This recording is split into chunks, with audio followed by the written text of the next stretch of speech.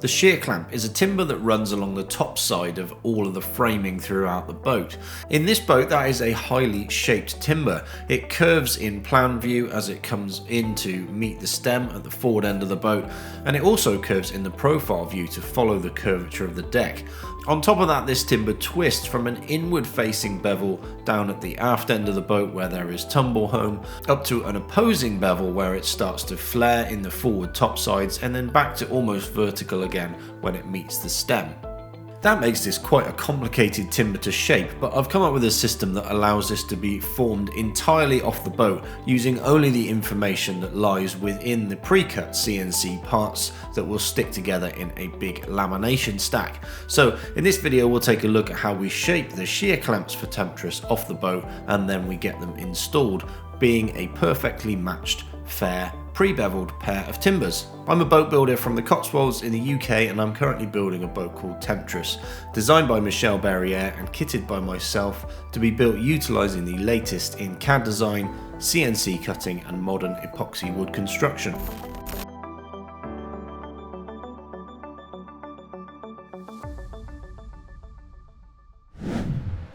Now, if you are a long-term follower of the series, then you may well remember back to episode 18 when I originally cut the CNC cut blanks for these shear clamp components. That involves machining some mahogany panels, in this case utility, and then CNC cutting the parts that form the curvature of the shear clamp profiles in plan view.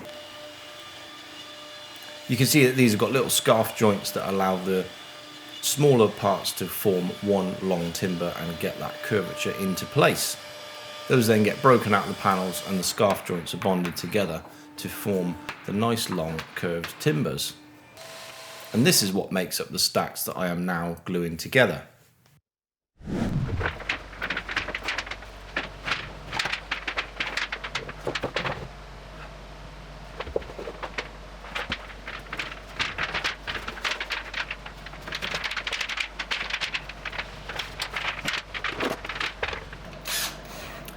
So I first of all start out by dry fitting all three of these layers together with a focus on the internal face being aligned between all three layers to give me the correct shape that varies through the outside of this timber on the edge.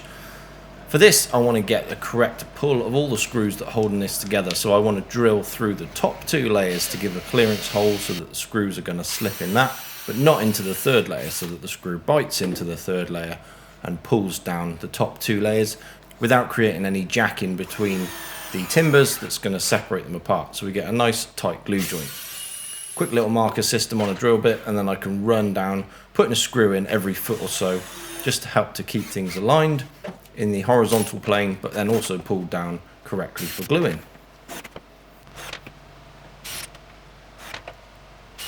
This ensures that I get really good alignment of the timber when everything's covered in epoxy and slipping around all over the place. The screws just help to keep you nice and even throughout the length.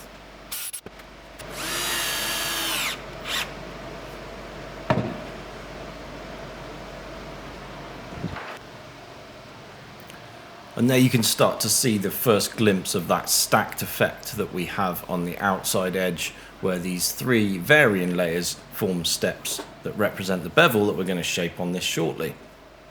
Right down to a really steep step back down aft where we've got that huge tumble home on the boat. So we can get those glued up. Same process that I usually use for nice flat timbers like this. I'm going to use a lightly thickened epoxy rolled onto either of the mating faces and then assemble these parts immediately.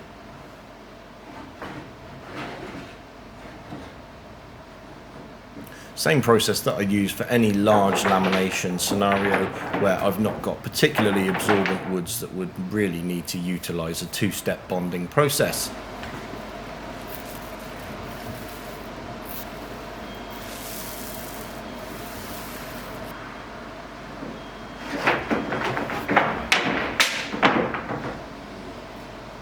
So I'll stack up all three layers in the same order that they went together, dry fit, and then I can use those screws to realign those three layers in their original positions and start to pull that glue joint down.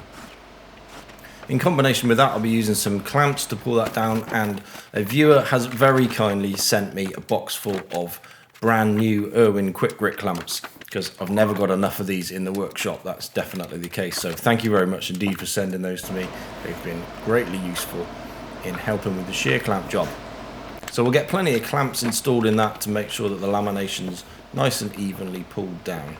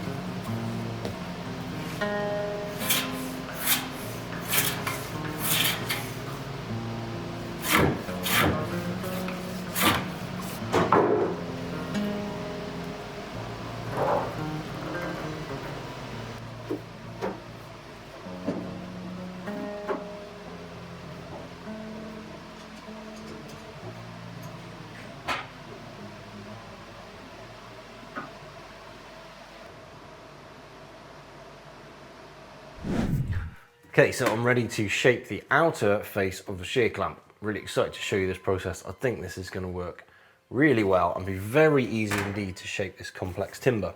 I've cleaned up the inner face of this, the 3 layers. Wasn't a lot to do on that, just knocked the glue off with the sander first and then ran over it with the compass plane, slight adjustment as I go through for the increased curvature. Now, I'll show you the process to form this. These are in stacks and they're varying throughout. As you can see, the angle is tipping this way at this end of the timber. As we go a little bit further down, round about here, things even out completely. And then you can see as we run up forwards, that turns into an angle that's now coming in this way. And that gets even steeper as we run up forward, and then it flattens back out again and then comes almost vertical, because you can see the top end of the stem is not far off vertical.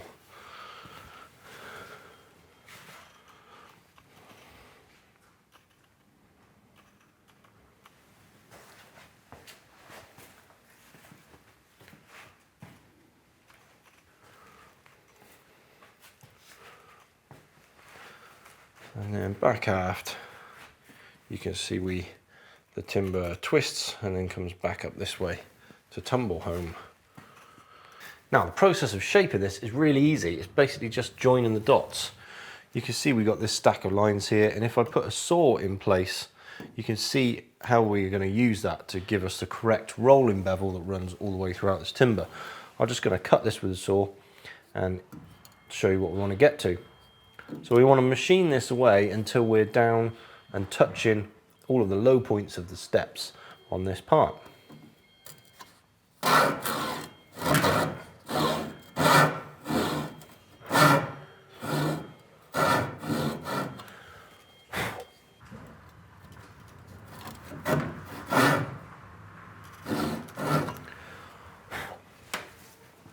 And that's just a case of doing that.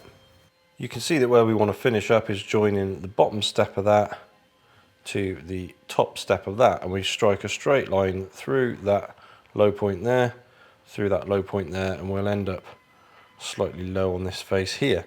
And the straight line between all three of those is what gives us the correct bevel angle. Now, because that step changes throughout the length of the timber, you can see that the approximate angle of that is going to be something like that back at the aft end. When we get to the middle, joining those three is pretty much perfectly straight, and as we come forward, joining those three gives us an undercut like that.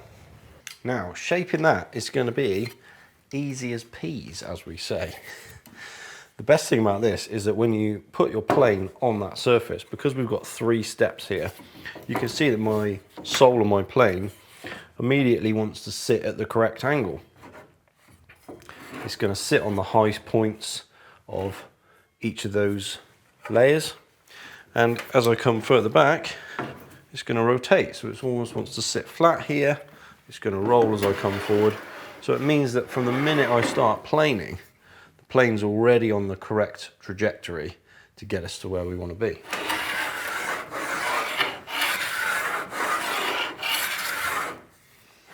I'm using a fairly wide plane here. The 4.5 has got a wider sole on it, so that's going to span my full timber.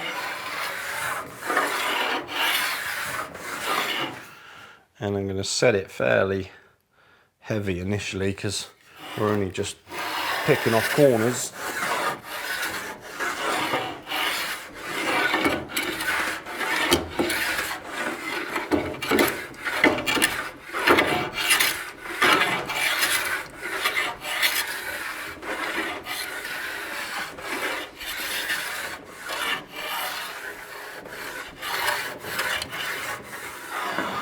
If I keep a nice even pressure, I can actually feel that plane sole twisting as I run it through the timber.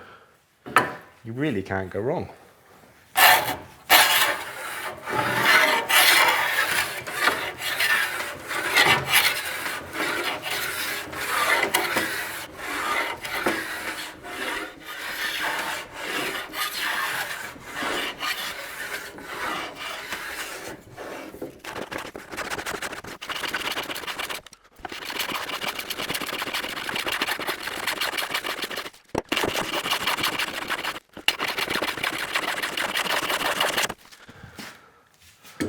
Now I've got the plane set on a pretty heavy cut initially because I'm just taking off the outer corners. Now I'm starting to develop some of these surfaces, starting to get a little bit more hard work, so I'm just going to back it off a little bit, take some lighter passes.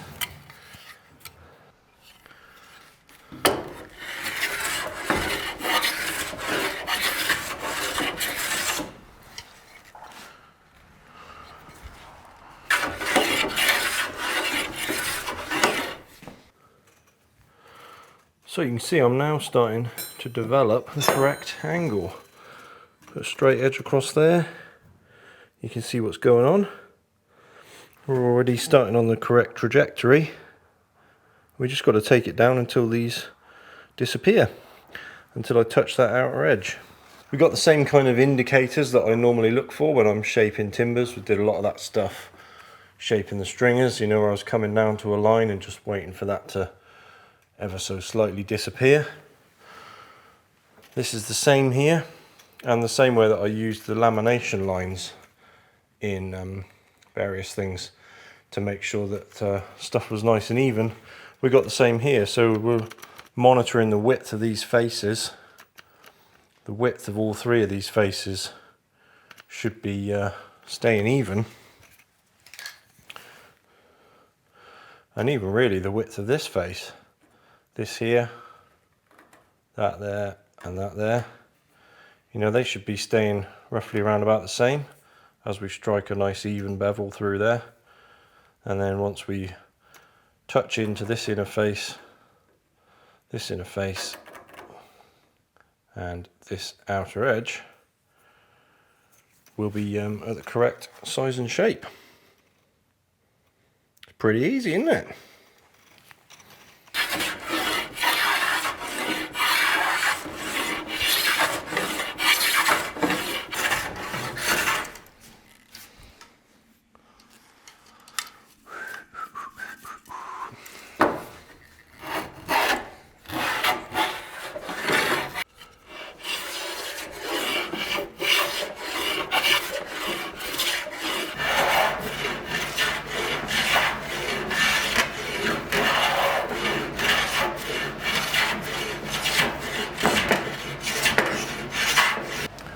Okay, so there we have it.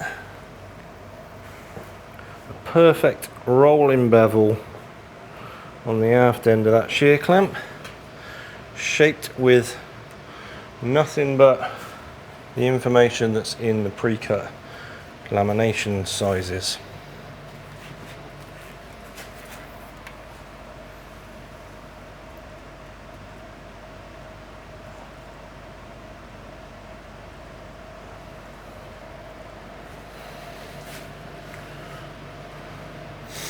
So I've done up to the section where this flattens out, and then from here on the angle turns from a bevel rolling in this direction to a bevel rolling in that direction as we get up to the flare in the forward top sides.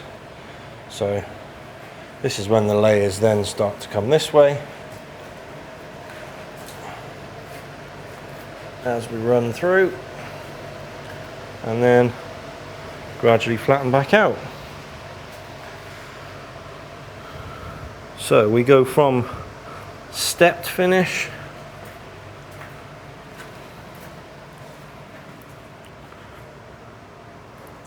through to perfect rolling bevel. It's pretty nice.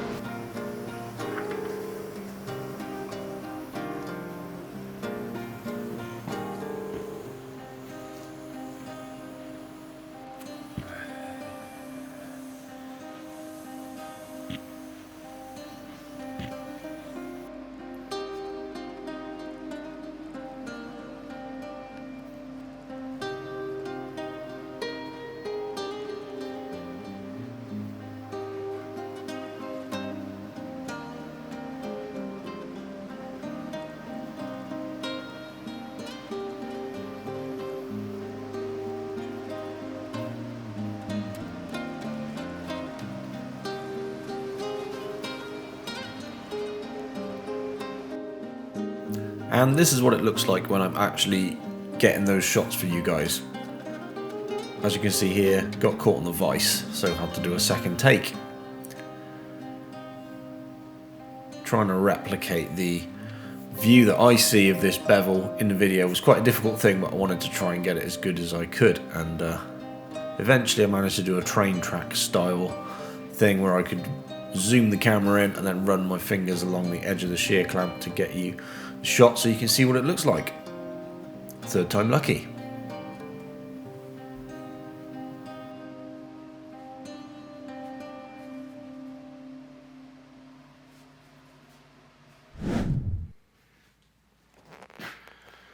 I am pretty happy with that. You know, it might seem like I know what I'm talking about in these videos, but a lot of these jobs I kind of just doing what I think's going to work, and actually when it does work it's really quite nice.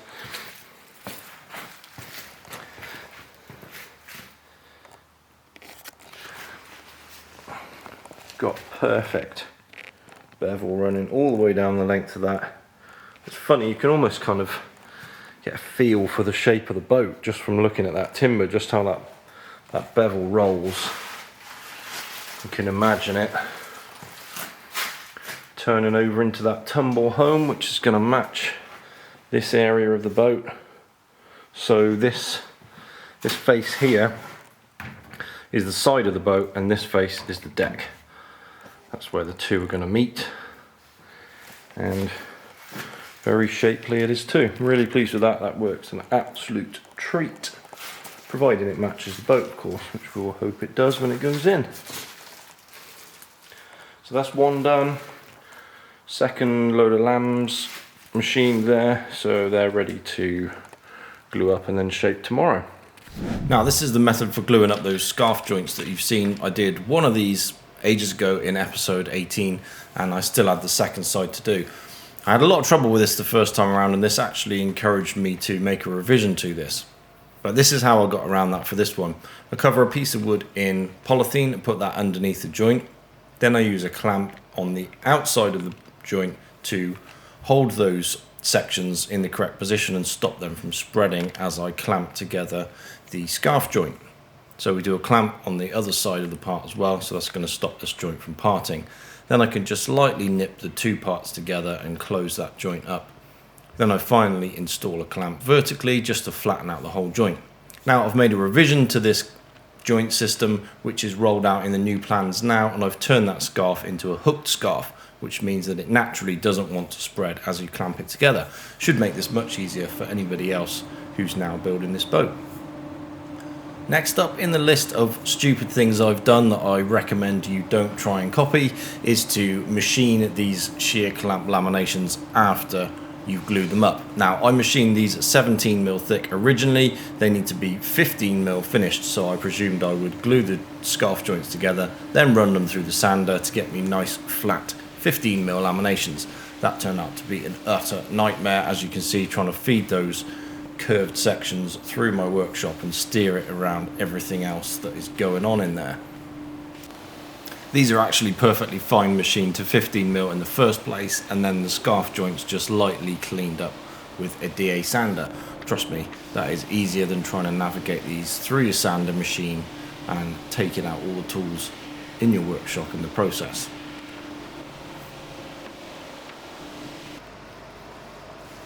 So I'll skip forward a touch. I've now beveled the second shear clamp as well. I started out with a power plane on this one and it moved things on quite a bit quicker. So I actually managed to shape this in around about 30 minutes. So it's actually really quick to do once you get the hang of it and get going. Then I can start to get the two of those roughly placed within the boat assembly.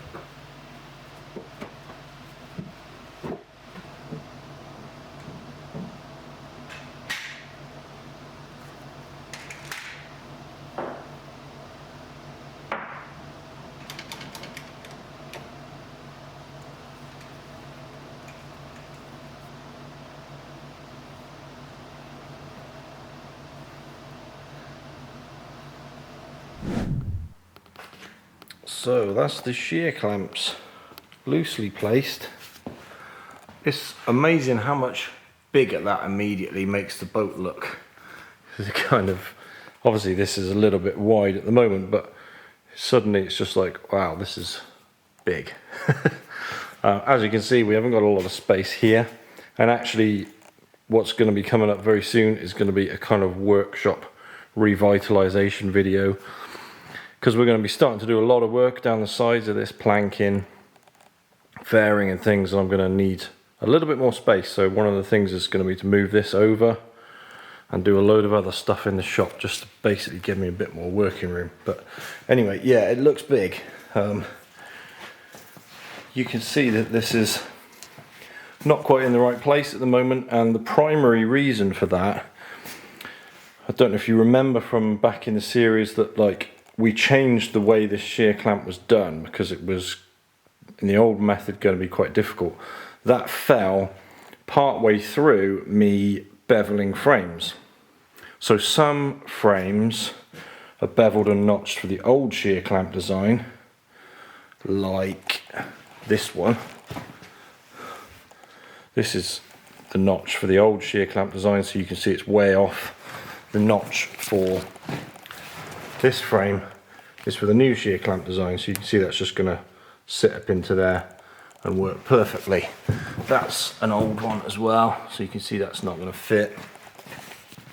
All these cockpit ones, that one's old.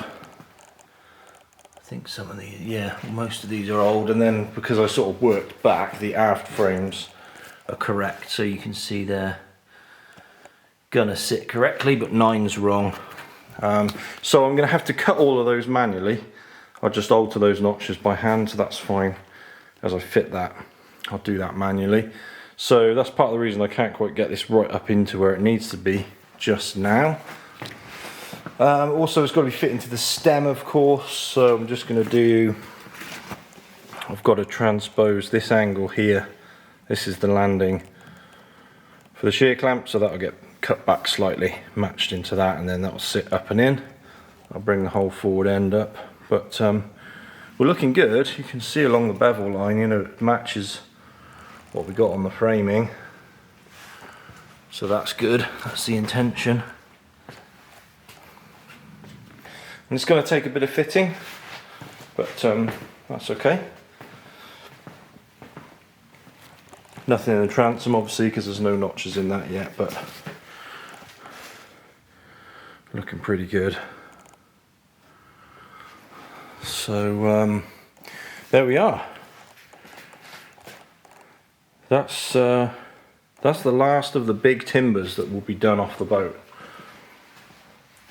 which is a nice stage to get to. Okay, so that's the last of the big timbers built off the boat. I shall get these fit in the next video, when we'll also fit the topside battens. They should go in like an absolute dream, because they'll all land into those notches really well, and there's no real shaping to do on those. So should be some good progress in the next one. As always, I want to say a massive thank you to the sponsors that are helping support this project, and the patrons that are helping to fund things over on Patreon. So thank you very much for your additional support, guys. And thank you for the mass of really great comments that I had on my previous video where I told my boat building story. I was really quite blown away by the amount of comments and messages and stuff that I got from that, which were really positive and definitely helped drive me on forwards in my journey. I'm still trying to work through all the comments. I haven't got to reply or respond to all of them yet. I have read pretty much all of them, but thank you very much indeed for that. And thanks for watching this video and sticking around to the end. I will catch you in the next one, where we'll get in topside battens and we'll get these shear clamps fit. Then it's planking after that.